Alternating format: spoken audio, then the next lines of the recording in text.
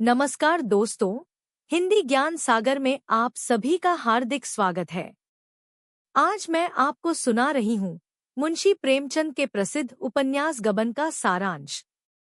यह केवल एक कहानी ही नहीं, बल्कि समाज, नैतिकता और मानवीय भावनाओं का गहरा चित्रण है। आइए शुरू करते हैं इस अद्भुत उपन्यास की यात्रा। गबन उपन्यास का सारांश। मुंशी प्रेमचंद का उपन्यास गबन 1931 में प्रकाशित हुआ था।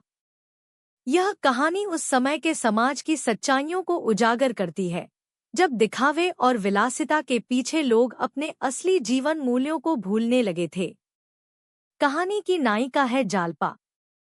जालपा एक सुंदर, आत्मविश्वासी और कुछ हद तक भौतिकवादी स्वभाव की युवती है। उसकी शादी होती है रमानाथ नाम के युवक से। रमानाथ एक सरकारी दफ्तर में मामूली सी नौकरी करता है। शादी के समय जालपा की सबसे बड़ी इच्छा होती है कि उसे सोने चांदी के गहनों से सजाया जाए, लेकिन रमानाथ इतना सक्षम नहीं है कि वह उसकी यह इच्छा पूरी कर सके। जालपा हमेशा ताने देती है, अगर तुम्हें गहने नहीं दिलवाने थे तो शादी ही क्यों की। रमानाथ जालपा को बहुत चाहता है। वह उसके लिए हर सुख सुविधा जुटाना चाहता है, लेकिन सीमित आय और कमजोर स्वभाव के कारण वह हमेशा दबाव में रहता है। धीरे धीरे हालात ऐसे बनते हैं कि रमानाथ अपनी पत्नी की खुशियों के लिए गलत रास्ते पर कदम रखता है। वह एक व्यापारी से जुड़कर गबन यानी बेईमानी करता है। कुछ समय तक उसका यह छल छिप जाता है, लेकिन सच कब तक छिपता।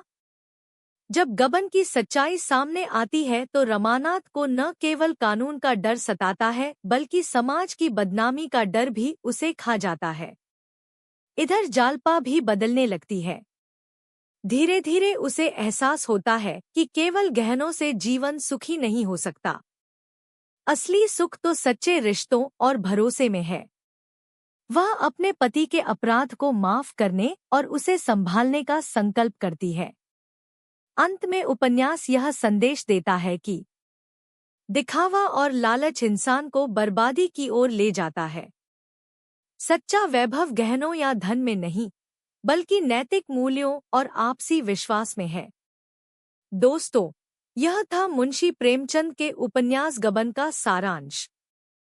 अगर आपको यह कहानी पसंद आई हो तो इसे लाइक कीजिए, अपने दोस्तों के साथ शेयर कीजिए और हमारे चैनल हिंदी ज्ञान सागर को सब्सक्राइब करना बिल्कुल न भूलें।